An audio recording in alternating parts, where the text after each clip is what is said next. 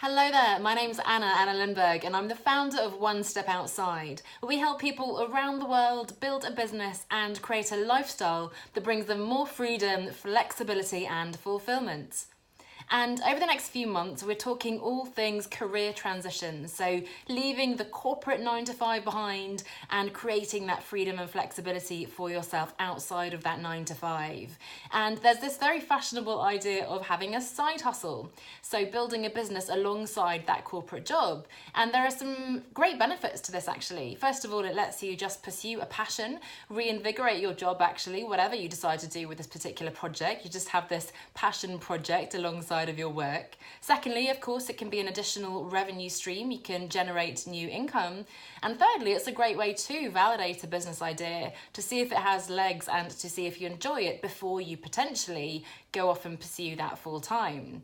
However, how on earth do we find the time for such a side hustle for this business when we're already so tired and busy with all of our work in our full-time job, not to mention all of our personal priorities, family obligations, trying to go to the gym and stay fit and so on. So I have 3 quick tips for you today on how you can make the time for your side hustle.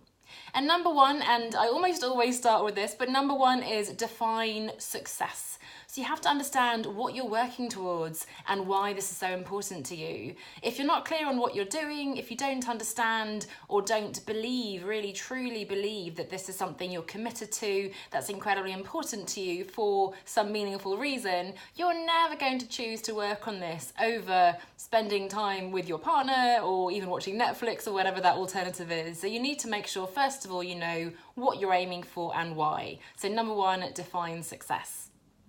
Number 2 is to know where you are today. So if you can spend some time looking at your calendar, see sort of what's happening at the moment, where you're spending most of your time, what does your agenda look like, and you can also track your time. So if you like spreadsheets and so on, you can do that manually, but I like to use a tool called Toggl, Toggl, so Toggl, Toggl, and you can literally just turn it on your desktop on the website, for example, when you start a particular task, and then you can sort of track at the end of the week where you've been spending your time. The additional benefit of this is that you actually get more productive anyway, simply from the act of tracking your time. But that's a good idea, certainly, you know, to see what you're doing maybe in your lunch breaks, in the evenings and so on. I think you'll find that there's a lot of social media there's a lot of not doing a lot of things at all, and which then of course creates some space, more space than you realised perhaps that you had.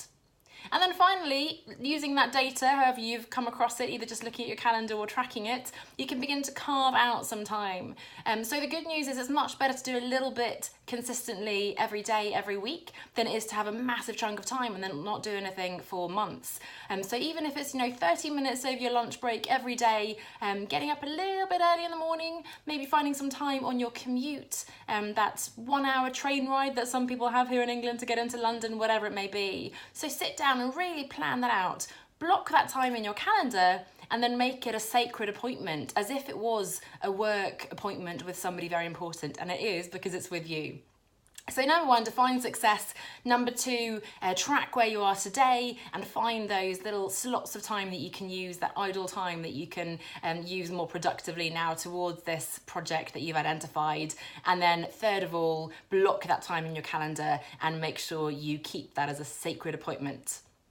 Now, if you have found that time and if you're not sure really what to do now, you have this idea, or maybe you don't even have an idea, you just know that you want to get started with this kind of side business, side hustle, and you just don't know where to start really, I'd love to invite you for a conversation, have a 30-minute chat with me, just a free call with me to understand how I could potentially help you to identify what those priority action steps are that you should be using these 30 minutes for every day, to make sure that you're focusing your energy and your time on the things that will really build that business, generate that income, rather than, sacrificing, making sacrifices in your day-to-day and then finding months down the line that actually you've been sort of spending your time on the wrong things. You haven't really been building the brand, the business, the online presence that you need.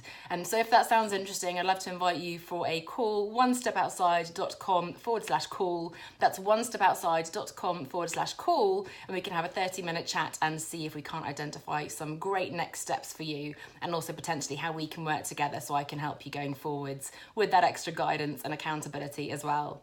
So best of luck with that exercise of finding the time. I hope, and I'm pretty confident that you can find some time here and there throughout your week. Enjoy that exercise, and I'll see you here again next week. Bye for now.